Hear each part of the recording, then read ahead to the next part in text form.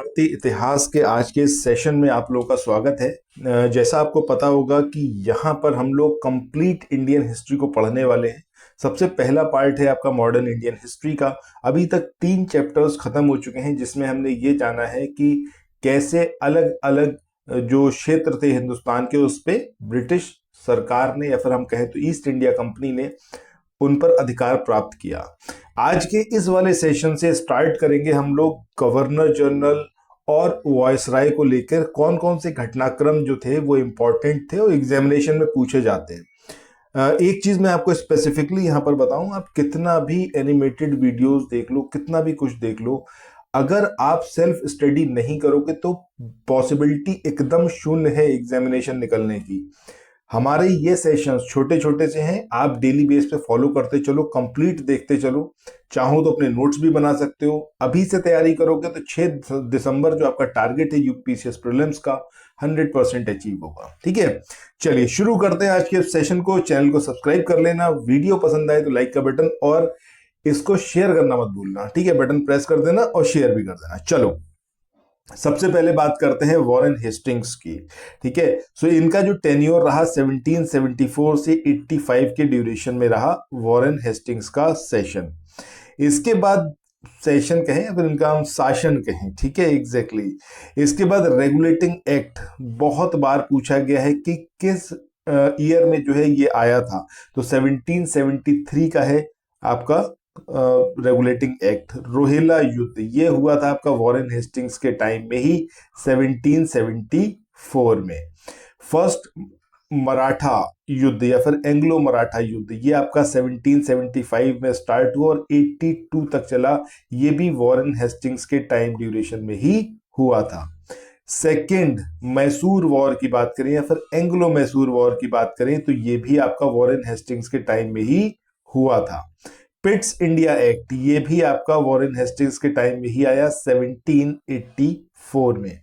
ये जितने नोट्स आप देख रहे हो ना, ये घटना चक्र के नोट्स हैं। घटना चक्र के जो चैप्टर नोट्स दिए हुए हैं, उसके अलावा जितने एमसीक्यू हैं उनके अंदर जो डिस्क्रिप्शन है, सबको यहाँ पर एकदम सिस्टमेटिक तरीके से अरेंज करा हुआ है।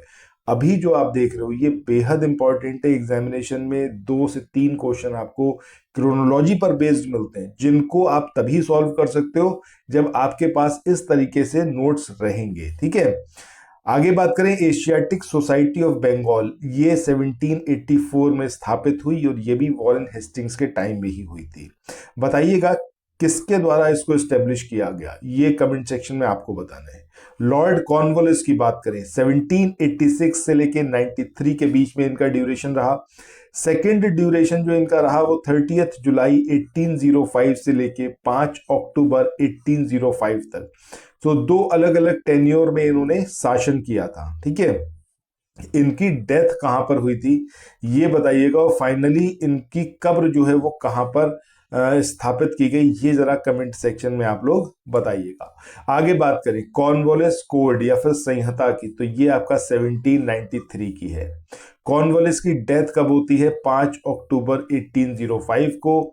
लॉर्ड वेलेजली की बात करें 1798 से 1805। कमेंट सेक्शन में बताइएगा कि लॉर्ड वेलेजली के टाइम पर कौन सा बहुत ही इंपॉर्टेंट वॉर हुआ था जिससे बहुत कुछ बदला है हिंदुस्तान में उस समय के। ठीक है, ये कमेंट सेक्शन में बताइएगा। बेहद इंपॉर्टेंट पॉइंट है यहां पर कि लॉर्ड वेलेजली की जो सहायक संधि थी उसको स्वीकार करने वाले राज्य, आपसे क्रम वाइज पूछा जाता है कि आप बताइए इसके बाद कौन से राज्य ने स्वीकार किया, इसके बाद कौन से राज्य ने स्वीकार किया। सो हैदराबाद की बात करें 1798 में इन्होंने जो है स्वीकार कर लिया।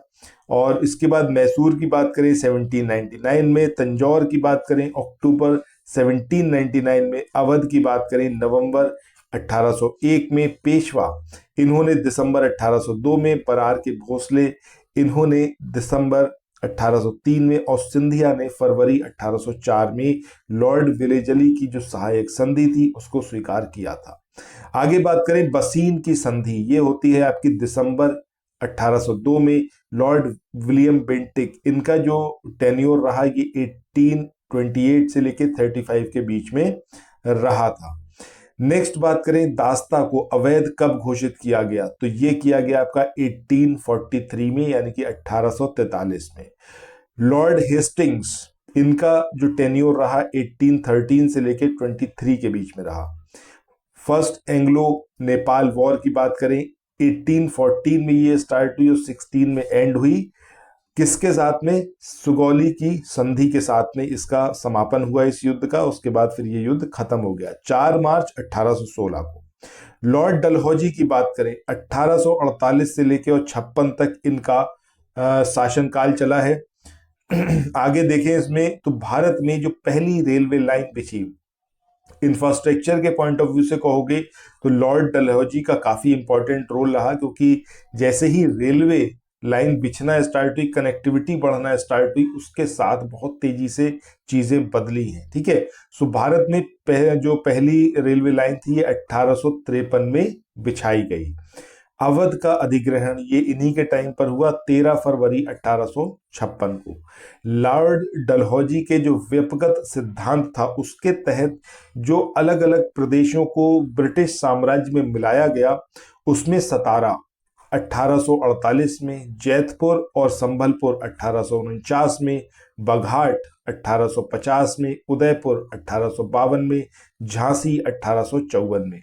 ये आपको क्रोनोलॉजी के अकॉर्डिंग ही याद रखना है कि कौन से क्षेत्र को कब मिलाया गया, पूछा जाता है सेवरल टाइम्स। आगे बात करें नागपुर की, तो नागपुर को 1854 में और करौली को 1855 में ब्रिटिश एम्पायर में मिला लिया गया। कोर्ट ऑफ डायरेक्टर्स ने करौली के व्यक्तिगत प्रस्ताव को अस्वीकार कर दिया था। ठीक है, आगे यहाँ पर एक चीज और बता दें आपको, अगर आप लोग ये स्पेसिफिक पीडीएफ लेना चाहते हैं इंडियन हिस्ट्री की घटना चक्र की समराइज पीडीएफ, तो आप 9027281376 इस नंबर पर व्हाट्सएप मैसेज कर सकते हैं। आगे देखें यहाँ पर कुछ इंपॉर्टेंट डेट्स और देख लेते हैं। इसमें बात करते हैं रियासतों के प्रति जो प्रमुख ब्रिटिश नीतियां थी, जो पॉलिसीज थी, उन पॉलिसीज में क्या मतलब उनका ड्यूरेशन था और कौन कौन सी पॉलिसीज थी। तो 1740 से लेके 1765 तक ये कंपनी का भारतीय रियासतों से समानता के लिए जो संघर्ष हुआ, यानी कि स्टार्टिंग में ईस्ट इंडिया कंपनी ये कोशिश कर रही थी कम से कम हम इनके इक्विवेलेंट तो खड़े हो जाएं, उसके लिए यहाँ पर जो संघर्ष हुआ ये 1740 से लेके 65 तक चला। 65 से लेके 13 तक की जो पॉलिसी थी उसमें था आपका रिंग फेंस की पॉलिसी, यानी कि सुरक्षा प्रकोष्ठ नीति या फिर घेरे की नीति। 1813 से 57 तक अधीनस्थ प्राथर्क की नीति, इसको अपनाया गया। उसके बाद 1858 से लेकर 1935 तक अधीनस्थ संघ की नीति चली है और बराबर के संघ की नीति चली आपकी 1935 से लेकर 1947 तक। तो ये अलग अलग पॉलिसीज थी, इनको भी आपको एज इट इज यहाँ पर याद रखना है कि कब से कब तक कौन सी पॉलिसी को ब्रिटिश सरकार ने जो है इम्प्लीमेंट किया या फिर ईस्ट इंडिया कंपनी ने उसको अपनाया। आज के इस सेशन को यहीं पर एंड करेंगे। अगला सेशन जो आएगा जिसमें हम लोग गवर्नर के बारे में पढ़ना शुरू करेंगे। वो स्टार्टिंग में तो गवर्नर था, ठीक है, उसके बाद फिर आगे इसी पोस्ट को चेंज करते करते वायसराय तक लेके जाया गया और पूरा जो उसका अधिकार क्षेत्र था उसमें बदलाव देखने को मिलते रहे, मतलब इंक्रीमेंट हुआ इन सेंस। सो अगला सेशन आएगा जिसमें हम लोग रॉबर्ट क्लाइव इसके बारे में पढ़ेंगे।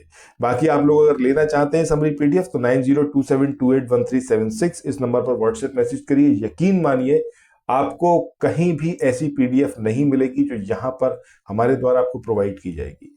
एकदम 100% एक एक चीज सही है। घटना चक्र का एकदम समराइज्ड वर्जन है, जहां ओरिजिनल बुक 900 पेजेस की है, इसको समराइज करके सिर्फ 200 के अप्रॉक्स पेजेस में कंपाइल करा गया और कुछ भी नहीं छोड़ा गया है। ठीक है, दैट मीन्स आप मल्टीपल टाइम्स रिवाइज बहुत आराम से कर सकते हो। सो थैंक्स फॉर वॉचिंग, मिलते हैं नेक्स्ट वीडियो में, बाय बाय।